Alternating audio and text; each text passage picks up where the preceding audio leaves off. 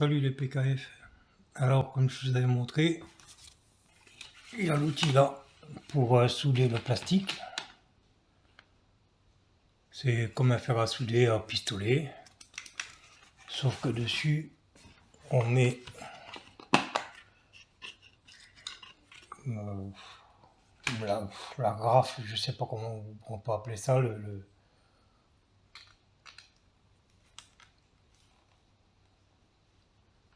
le reffort. Voilà, on peut dire que ça. On met le reffort dessus. C'est pour une fois qu'on est soudé, que ça ait tendance à moins lâcher. Voilà, on a différents types de renforts.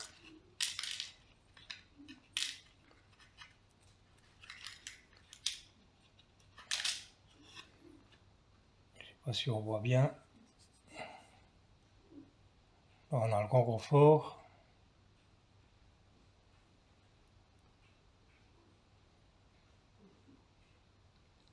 Ça, c'est pour les larges fissures où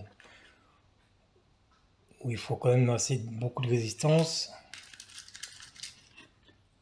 Les petites pièces où il faut moins de résistance. Voilà, c'est un petit S. Après, on a ceux pour les coins.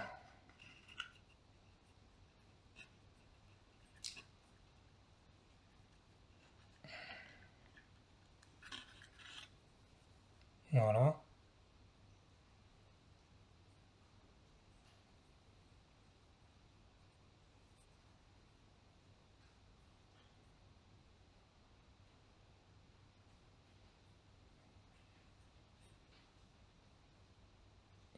Il est comme ça. Et on a cela. Pour les angles à 90. Je pense qu'on le voit bien. Voilà. Bon, nous, normalement, ce qui nous intéresse le plus, c'est les fissures qui sont régulièrement sur les carénages, comme j'ai pu voir, parce que j'ai soudé les 3 carénages. Moi, j'avais commencé par souder un carénage, un flanc de carénage, et en fait, compte, il était tellement cassé, il m'en avait donné un autre d'une autre couleur qui était noir, et en fait, compte, j'ai pris le noir et voilà, j'ai préféré prendre le noir et réparer le noir et était moins fissuré. Mais bon, le gars n'arrêtait pas de tomber sur circuit. Apparemment, elle n'a jamais vu de circuit, mais ça, il le fera croire à quelqu'un d'autre, mais pas à moi. Voilà. Donc le plus que j'ai utilisé, c'est celui-là. Pour renforcer les endroits où il y a les fissures. Donc d'abord, ça, on peut pas simplement le mettre, hein. Il faut d'abord réparer la fissure. Et disons qu'on soude déjà un côté, on met ce renfort-là dans le plastique, comme je vais vous montrer. Et puis après, on soude de l'autre côté, on vient le recouvrir de plastique pour que ce soit beaucoup plus rigide. Et après, à la fin, on peut faire la finition avec du mastic plastique. Et puis après, il faut poncer et puis repeindre, hein, s'il y a besoin. Alors mon fils, lui, il soude directement avec l'appareil, en mettant ça dessus. Franchement, je trouve ça moins pratique que de souder avec un fer à souder. Moi, j'utilise le fer à souder, c'est plus simple.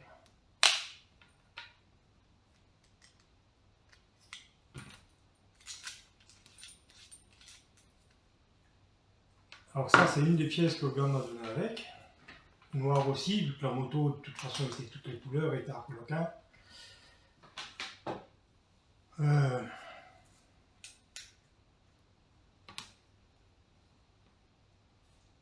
n'y a pas besoin de mettre très chaud, hein, on met à 300 degrés. Bon, un simple fer à souder, de toute façon, va, hein, mais vu que ça fait fondre du plastique, mais moi, je vais le mettre à 300 degrés, ça va largement. Alors, de l'autre côté.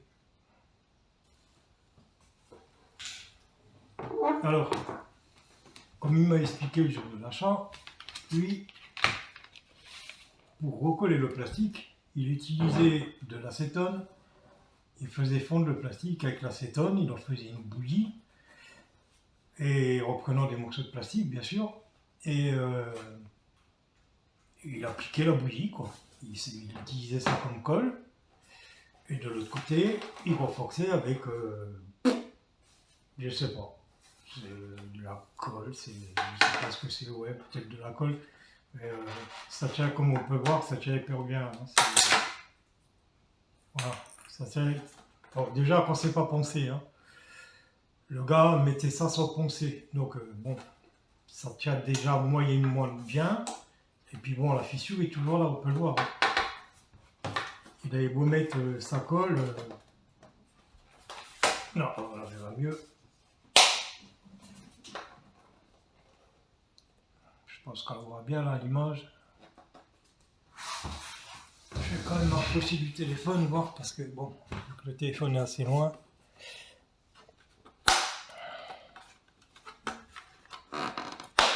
Voilà. La fissure est là. Hein. Donc il avait beau mettre son acétone et son morceau de plastique dedans. Voilà. Donc on va réparer la pièce là. Je vais vous montrer comment on fait. Bon, moi je m'en sers plus. Franchement, dans l'état qu'elle est, je pense pas que je m'en servirai un jour, mais voilà, c'est juste pour vous montrer quoi. L'acétone, c'était pas une mauvaise idée, mais bon. Déjà, moi, j'aurais poncé toute la pièce pour que ça ne colle pas sur de la peinture et que ça colle réellement sur du plastique, quoi. Voilà. Bon. Si je le fais vers l'intérieur, je crois pas que vous allez voir quelque chose. Je sais pas comment me mettre. Peut-être comme ça. Je vais changer la caméra de place.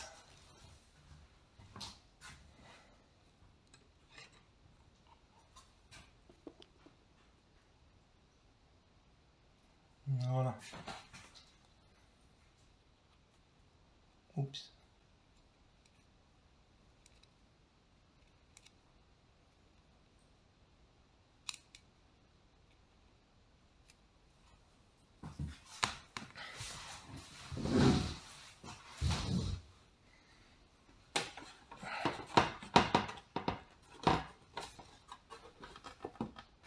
Je suis venu dans la pièce là pour qu'on voie plus clair, mais au fait, quand on voit pas beaucoup plus clair. Hein.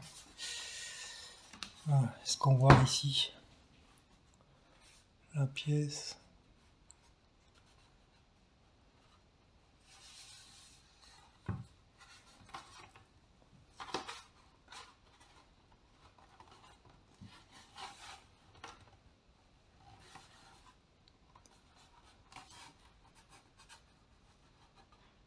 Voilà, donc comme ça, on bouge un peu la caméra.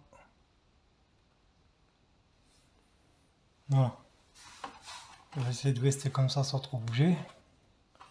Donc la fissure elle est ici. Hein. Donc ce qu'il faut, c'est déjà pas creuser totalement parce que sinon, si de l'autre côté on veut pas que ça se voit et qu'on veut pas qu'on ait trop de boulot, si on creuse totalement, on va faire fondre le plastique de l'autre côté, ça va faire un trou. Et c'est pas le but recherché. Donc on fait fondre à peu près jusqu'à la moitié de l'épaisseur. Et automatiquement, vu qu'on fait fondre, ça recolle, ça ressoude le plastique ensemble. Donc, on va du côté de la fissure jusqu'au centre de la fissure. On rapproche un peu. Voilà, on fait comme ça, on étale un peu. On part du côté, on revient vers le centre. Et on appuie.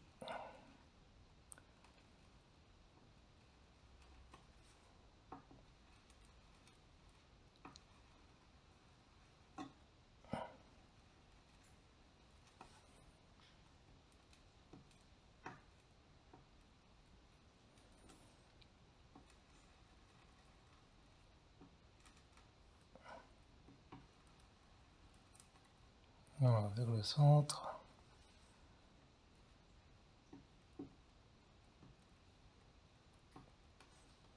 ça, c'est pour souder déjà la moitié intérieure.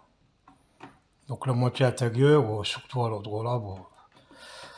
Après, bon, on peut poncer et puis refaire vraiment, si on est maniaque, refaire.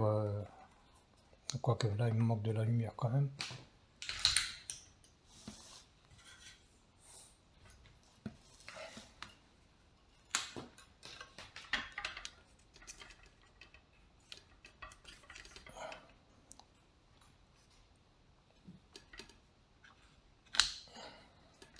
Là, je reviens chercher autre chose. Voilà, on verra un peu mieux.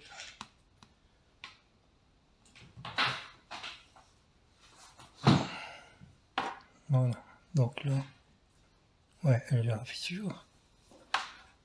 Donc pareil, on part du côté, on va vers le centre, et on va à peu près jusqu'à la moitié de l'épaisseur de la pièce. Hein.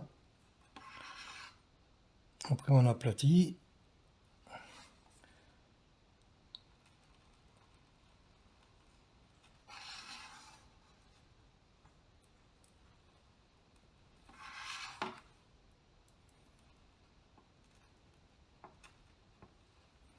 Il y a des moments où il manque un peu, où il y a un trou, où il manque un peu d'épaisseur, et là, bon, bah, faut rajouter du plastique. Là, il suffit simplement de prendre un plastique, soit de la pièce à un endroit qui se voit pas, ou d'une autre pièce que vous avez, soit vous allez sur Internet, ça se commande, les petits bâtons en plastique, spécialement pour faire de la soudure plastique. Je vous mettrai un lien, vous verrez. On peut commander toutes sortes de plastiques, PVC, et puis tous les noms qu'ils ont. Voilà, là, on l'a déjà soudé sur la moitié. Voilà, il reste encore une petite fente. Si vous voyez la fente, c'est que c'est pas assez soudé. Hein. Donc, on recommence, on repasse dessus.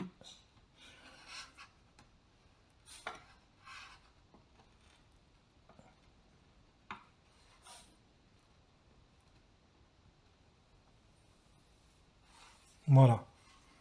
N'essayez pas tout de suite de voir si c'est solide parce que là c'est chaud. Hein. Donc automatiquement on a des risques de recasser. Donc on attend que ça refroidisse.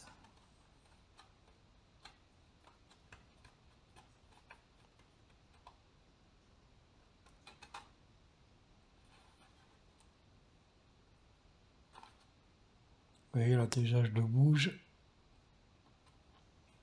Là toute la bouge, toute la bouge. Toute la pièce bouge en même temps. Hein. Donc c'est que la fissure elle est bien solidifiée, elle est bien fermée. Voilà, maintenant on va faire de l'autre côté, là on verra beaucoup mieux. Ah, avant de faire l'autre côté, vu que les renforts, le mieux c'est de les mettre à l'intérieur, parce qu'à l'extérieur, ça fait un peu bordel. Hein. Alors, la lampe de poche qui ne veut plus maintenant. Bon, pour mettre, ouais, je vais d'abord vous montrer. Pour mettre le renfort, il suffit simplement, alors on va aller la caméra.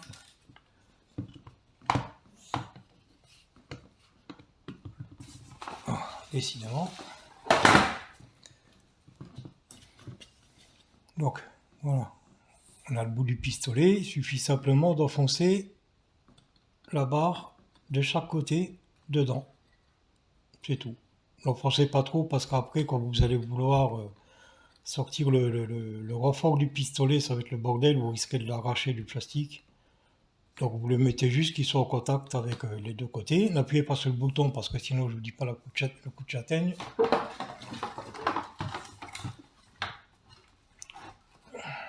Voilà. Hop. La lampe de poche. Voilà. Donc moi, dans une fissure comme ça, tout de suite, je mets un gros. Hein. Je ne me serais pas amusé à mettre un petit. Donc, soit vous le mettez comme ça, soit vous le mettez de l'autre côté. Mais si vous le mettez de l'autre côté, il faut en mettre plusieurs. Hein. Comme ça, vous divisez le nombre de pièces qu'on mettait par deux. Mais bon, ça risque d'être un petit peu moins solide. Mais bon, je vais vous montrer comme ça, vu qu'on va en mettre qu'une. Ou je vais le mettre de l'autre côté, on verra mieux. Voilà, comme ça. Donc, vous appuyez simplement sur le bouton. Le fer, il vous éclaire et puis il chauffe. La pièce, elle rentre. Vous la rentrez pas trop, sinon vous trexez de l'autre côté. Vous attendez que ça refroidisse. Il faut surtout pas bouger quand elle est dedans, parce que sinon elle prend du jeu et puis elle fait moins son boulot. Voilà. Elle est dedans. Après, ils vous fournissent une petite pince coupante avec, mais je vous dis pas le bordel pour couper les pièces, c'est même pas la peine. Donc vous voyez bien là.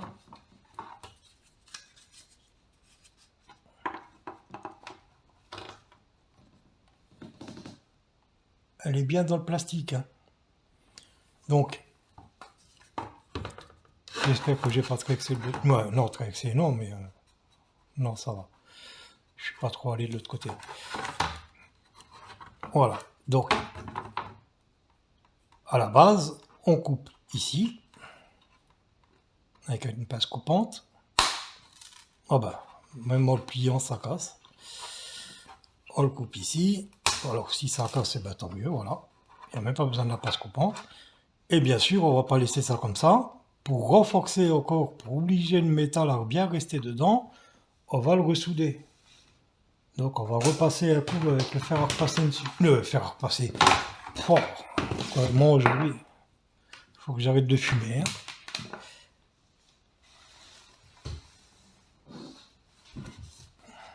Avec le fer à souder. Voilà. Voilà, ici. Donc, eh ben, on repasse par-dessus. On ferme tout simplement l'endroit où on a mis le renfort pour que ce soit plus solide.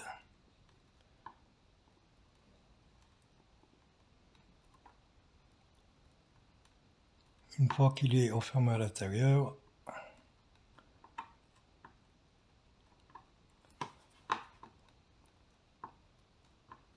normalement, ça ne devrait plus bouger.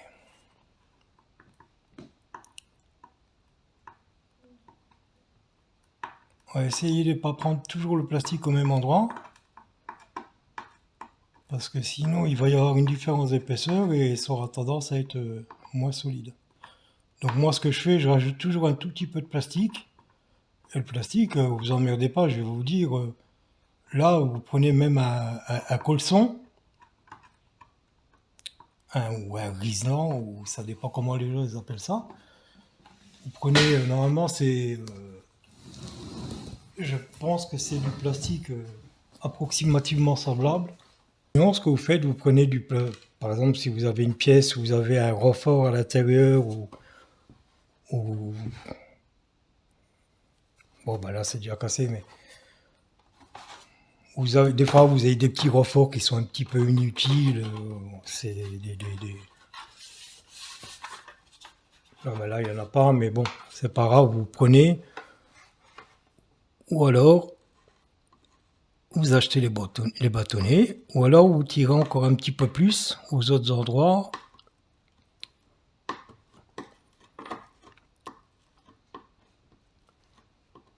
Et vous repassez dessus.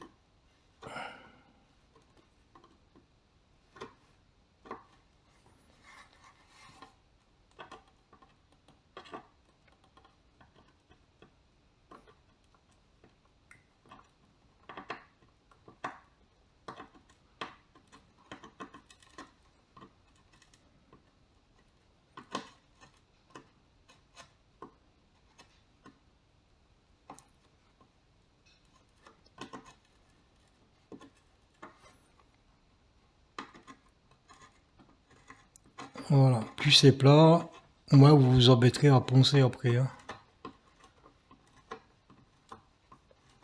Voilà, bon, on va surtout maintenant s'intéresser de l'autre côté. Ah oui, non, je voulais vous montrer celui pour les coins, comment ça se passe. Donc on va dire, ouais, cette moto elle a été de toutes les couleurs. Voilà, ici, on va dire qu'il y avait une fissure.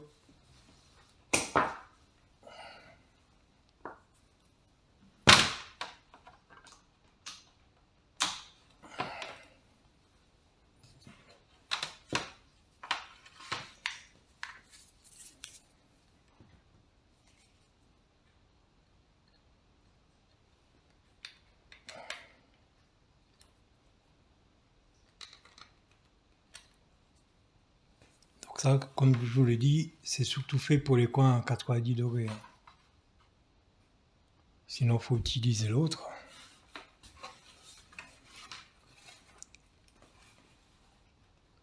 Alors, où est la caméra? Voilà. Donc vous mettez là, à l'endroit où il y a la fissure. Donc la fissure, il faut qu'elle soit dans ce sens-là, bien sûr. Hein. Dans ce sens-là, je disais. Voilà. Vous appuyez. Ça rentre dans le plastique. Vous lâchez. Vu que là c'est du plastique d'un tout petit peu plus d'un millimètre, ça va vite. Hein. Il ne faut vraiment pas appuyer beaucoup. Et voilà. Vous tirez le pistolet. Faites attention de ne pas vous brûler. C'est bon. Apparemment en appuyant ça casse. Eh ben ceux-là ils ne vont pas le faire.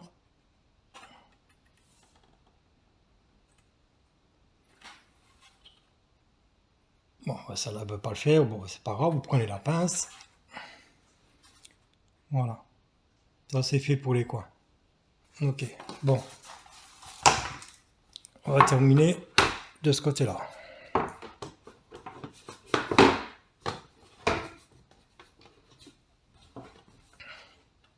Je vais dézoomer un peu. Non, j'ai dit un peu.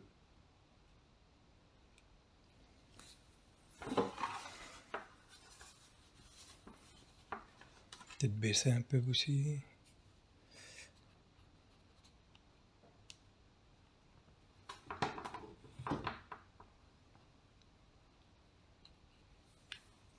Voilà, donc la fissure, elle était ici.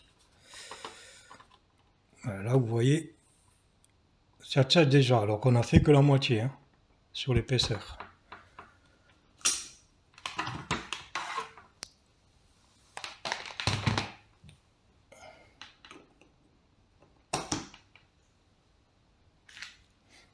Donc après, vous avez plusieurs solutions. Soit vous poncez donc au gros papier, hein, après au papier plus fin, et après papier à l'eau, et puis vous poncez direct.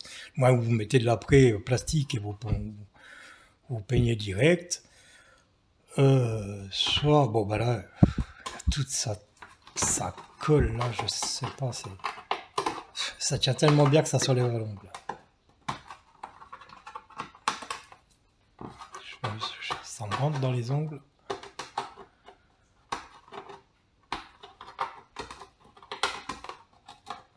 Ah, ça peut pas tenir, hein. Il a mis ça directement sur de la peinture non poncée. C'est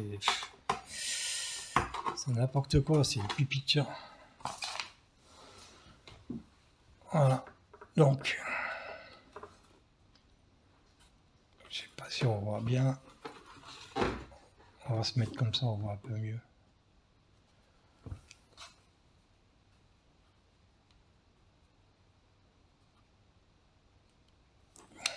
Voilà. Hop, ça c'est le micro.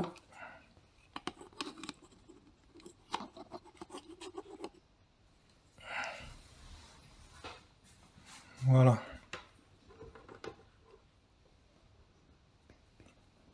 Donc là c'est pareil, hein. Donc on voit la fissure ici. Ouais.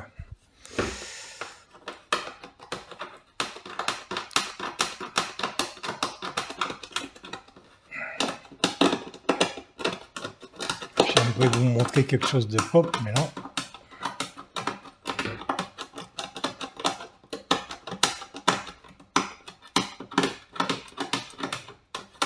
Quelle merde, vraiment n'importe quoi.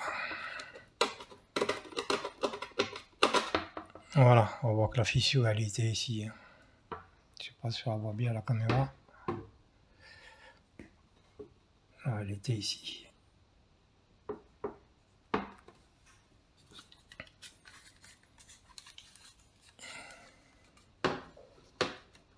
Ben, j'aurais su ça, j'aurais pris mes flashs d'appareil photo.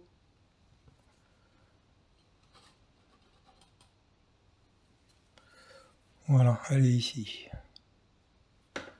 Donc là, pareil, on prend de ça à côté. On ramène vers le milieu.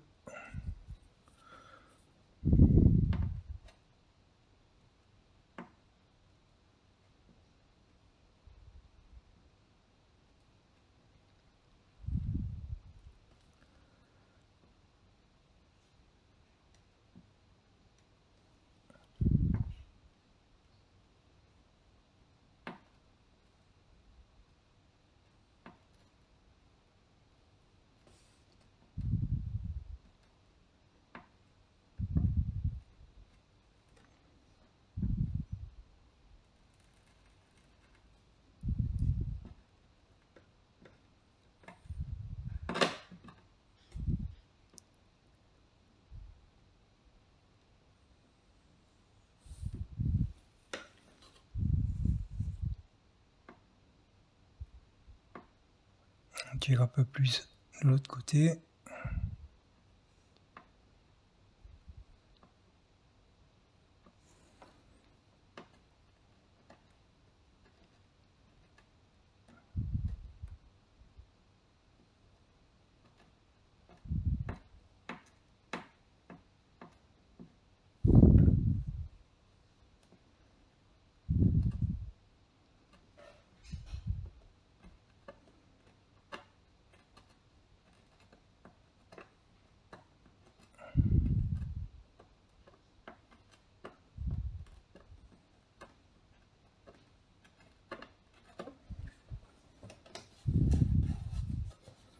Normalement, on ne doit plus l'avoir.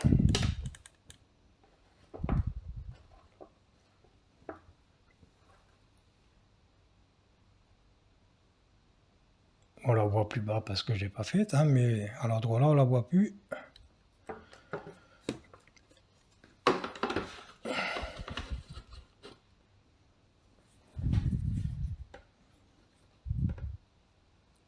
On va essayer. Vous voyez, par contre, ben voilà, comme je vous disais tout à l'heure, par exemple, bon, ici c'est sous la selle. Rien ne nous empêche de prendre un tout petit morceau ici, hein, de couper un petit morceau ici. Par exemple, l'angle là, avec une pince coupante, et puis vous le prenez avec une pince, vous le mettez ici, et vous le rajoutez, et puis voilà, hein, ça fera. De toute façon, tout ça c'est caché par la selle.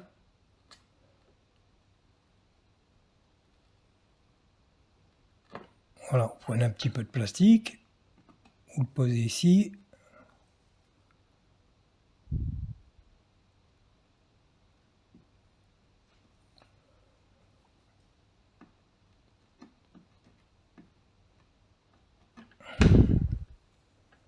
Vous en reprenez un peu.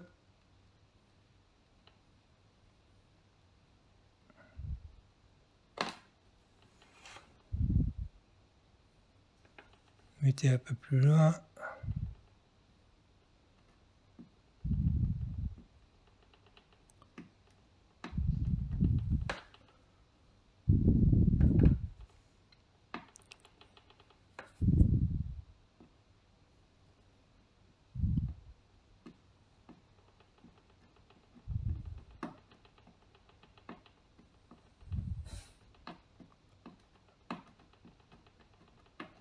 Voilà.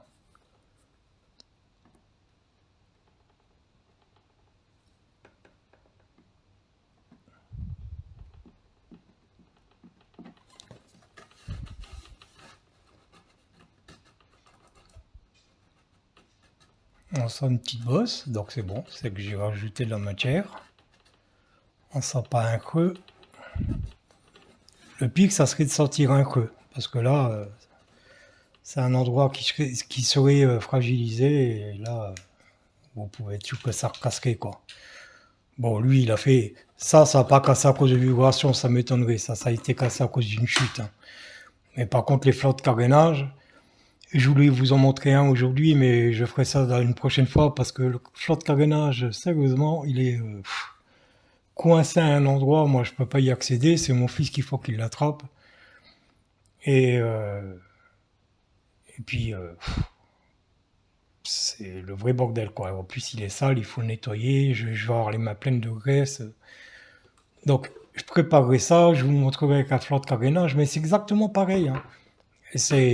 Vous prenez le flanc de carénage, j'ai vu que j'ai reçu, j'avais 3 flancs de carénage avec la moto, donc 2 montés sur la moto, un à côté, et j'avais les fissures à peu près aux mêmes endroits, hein. Donc, soit est tombé exactement aux mêmes endroits, mais moi, à mon avis, c'est des fissures qui sont faites parce que l'endroit est trop fragile, il y a des vibrations moteur, ou voilà. Donc, vous faites pareil, hein. Vous prenez du côté, vous vous emmenez vers la fissure à l'intérieur, vous faites bien fondre à l'intérieur pour que ça rentre et que ça colle. Vous reprenez de l'autre côté, vous revenez vers le centre, ok. Après, une fois que vous avez fait ça, pour pas trop fragiliser du côté, le mieux c'est de rajouter du plastique. Donc le mieux c'est d'acheter des bâtons en plastique, et je vous mettrai le lien. Ou alors de prendre du plastique d'un endroit, vous voyez, comme là dans le coin, là où vous mettez un petit coup de papier à poncer, ça va faire un arrondi à la place d'un angle droit, et puis c'est tout. Mais au moins, votre pièce, elle est réparée. Et sur les flancs de carénage, là, vous mettez des renforts. Déjà, c'est de l'épaisseur, je crois que c'est du 2,5. Mettez un renfort, parce que si ça refissure aux mêmes endroits, malgré qu'au départ, c'est une pièce qui est moulée, donc c'est qu'il doit y avoir une certaine vibration aux endroits-là, une certaine contrainte. Donc moi, je serais vous, je mets automatiquement du renfort. Vous en mettez un tous les 5 mm. Les renforts, comme je vous ai montré, les premiers, là, avec le forme de S, vous en mettez un tous les 5 mm. Vous remettez du plastique par au-dessus, et à mon avis, ça m'étonnerait que ça casse aux endroits-là. D'ailleurs, moi, j'ai refait mes carénages. Je vous le dirai, si un jour ça refissure, je vous le dirai. Mais là, pour l'instant, ça bouge pas, hein. Et pourtant, j'ai monté et démonté plusieurs fois la moto. Voilà. Donc là, c'est froid. Là, vous voyez, on peut plier. Ça plie la pièce. Et pourtant, on n'a fait que... alors, on va dire, on a fait 3 cm. Sur 3 cm, on a déjà plus de problème. Voilà, on peut plier comme on veut. Plastique, il est soudé. Et autre chose, maintenant, je vais recouper 2 secondes. En parlant de plastique, ma femme et ma fille, ils n'ouvrent pas les portes en rang du congélateur. Ou mon fils, je vous dis que ça arrive un petit peu à tout le monde. Le frigo est pratiquement neuf. Regardez, on n'avait même pas encore enlevé les plastiques. Qu'ils ont déjà cassé comment on appelle ça, une charnière en plastique. Voilà, heureusement on l'a retrouvé. Donc, ce qu'on a fait là, ça ne sert pas que pour la moto, hein. Ça peut servir pour ça aussi, hein. Donc, comment elle se met avec ma vision, je vois très très bien. Je vois tellement bien avec les médicaments que... Voilà, c'est comme ça que ça se met. Voilà. Ça se met comme ça à l'origine. Vous pouvez essayer de mettre de la colle super glue. J'ai déjà essayé, ça tient pas. Sérieusement, ça tient pratiquement jamais. La colle en tube, la colle qu'on fait chauffer avec le pistolet, ça tient pas non plus. Surtout parce que c'est des réfrigérateurs, donc c'est vachement froid. Et vu que c'est vachement froid, c'est fragilisé, donc voilà. Donc ça, on pourrait le réparer aussi. On va allumer le fer à souder. On attend qu'il remonte à la température.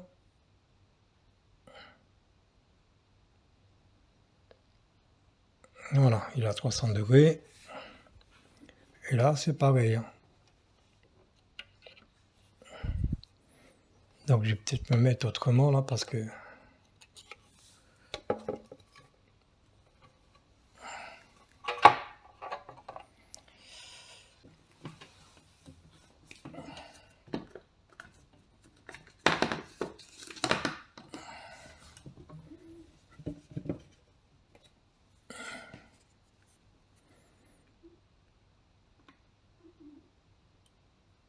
ça sera peut-être un petit peu moins joli, parce que là c'est du transparent, donc ça va se voir, hein, automatiquement. Mais au moins, le congélateur il va retrouver sa porte.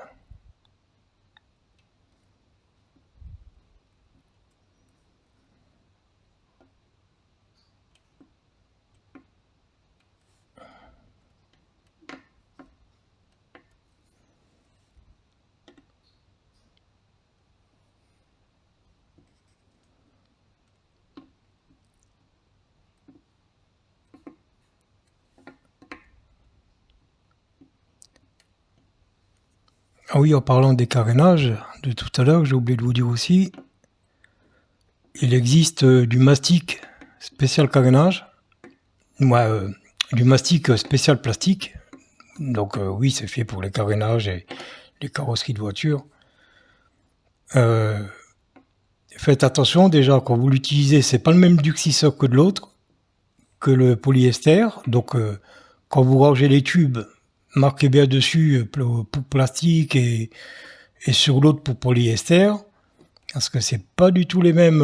C'est les mêmes tubes, ils ont pas les mêmes références et je vous garantis, ça colle pas du tout pareil hein, si vous vous trompez. Donc faites attention quand vous les rangez, quoi. Et rien ne vous empêche de rajouter, si jamais vous avez un doute sur le plastique à utiliser, utilisez du mastic plastique, vous le mettez dessus, une fois qu'il est bien sec, vous le poncez, vous mettez de l'après, et puis vous le peignez, et puis voilà, c'est... Et là, vous n'avez pas besoin d'acheter de tubes de plastique, si vraiment vous avez des doutes.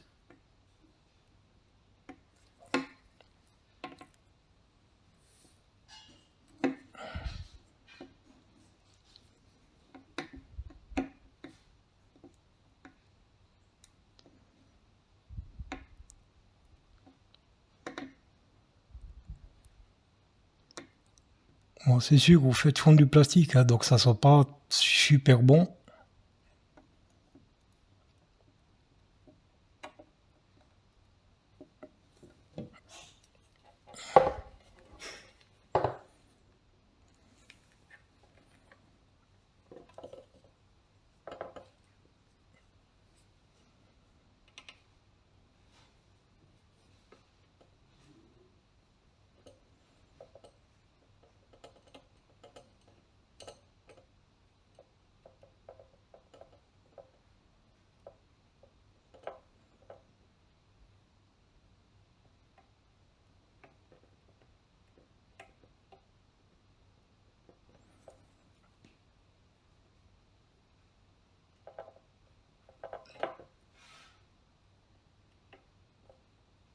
Là, j'ai pas assez de place, donc je vais que dans un sens. Hein. Je sais pas.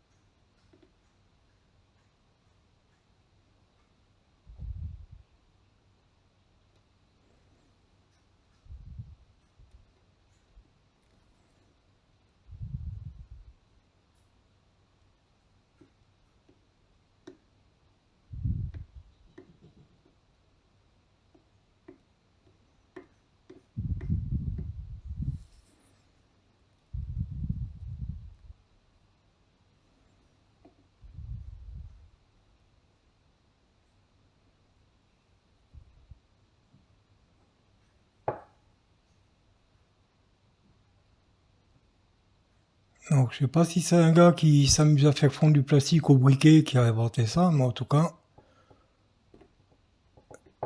c'est pas con.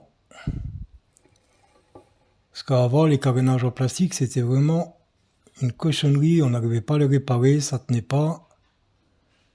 Et là, depuis que ça existe, c'est beaucoup mieux. Hein. Carénage en polyester, bon, on mettait de la fibre, de la résine, c'était bon. Mais ceux en plastique, vraiment, on avait du mal à les réparer. Et le polyester, il ne tient pas dessus.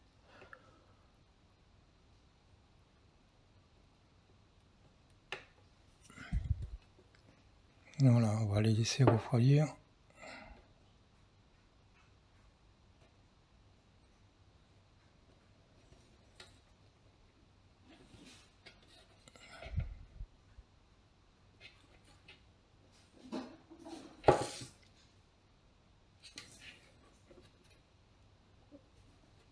Je vais essayer d'aller souder là aussi, mais quand est-ce...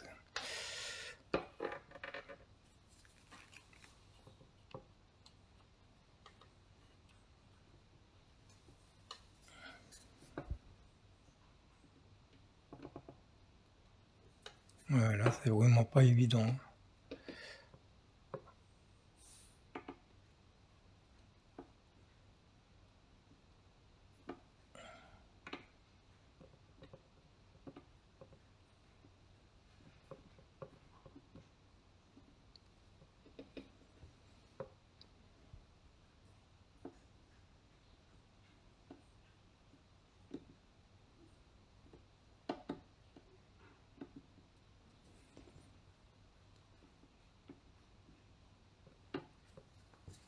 Voilà.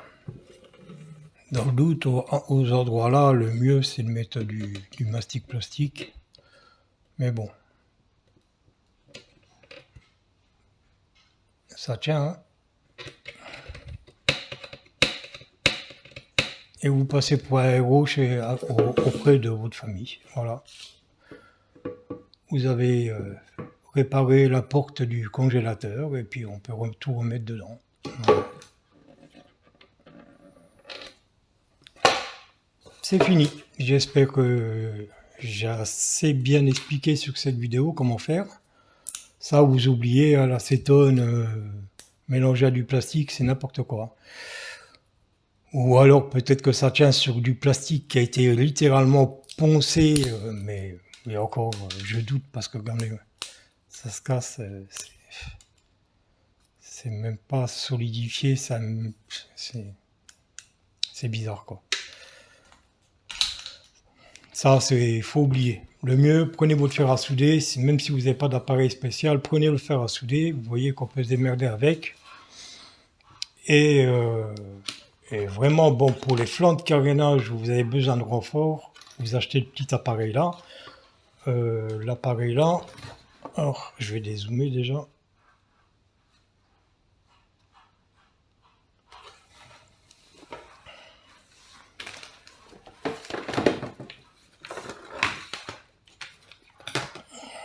Ça, c'est l'appareil de fer à souder. Cet appareil là, avec, je crois qu'il y a 100 pièces de chaque dedans. Voilà, il y en a plus 100, hein, vu que j'aurais fait toute la moto et je vous dis, c'était un peu cette moto, hein, c'était une épave quand j'ai acheté. Comme ça, de gueule, elle avait l'air bien quand on la voyait, mais alors, je vous dis pas, une fois les carénages enlevés, le bloc phare tenait plus, le carénage, les flancs de carénage, ils tenaient avec 2 vis, ils étaient fissurés de tous les côtés, ils étaient cassés à l'intérieur, il y avait des vis arrachées, l'araignée du bloc phare était complètement pliée, donc il avait essayé de remettre le carénage comme ça, il avait arraché un support de flanc de carénage à l'intérieur, vu qu'il avait essayé de remettre ça sur une araignée tordue. C'était, mais alors vraiment du grand n'importe quoi. Il n'y a pas un endroit de la moto que j'ai parfait, pas un seul. Même au niveau moteur, hein, il y avait des fils à arracher. Heureusement que j'ai le matos, parce que bon, j'étais plus dans la mécanique, donc j'ai plus de matériel côté mécanique, et j'ai dû mettre des filets rapportés. Je pense que vous savez ce que c'est. Ils appellent ça aussi des filets hélicoïdaux.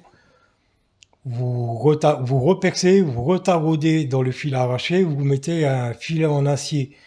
Et sérieusement, si vous arrivez à arracher le filet là, vous êtes vraiment très fort. Parce que même les constructeurs le disent, c'est plus solide que le filet d'origine qui a été fait, par exemple, dans l'alu.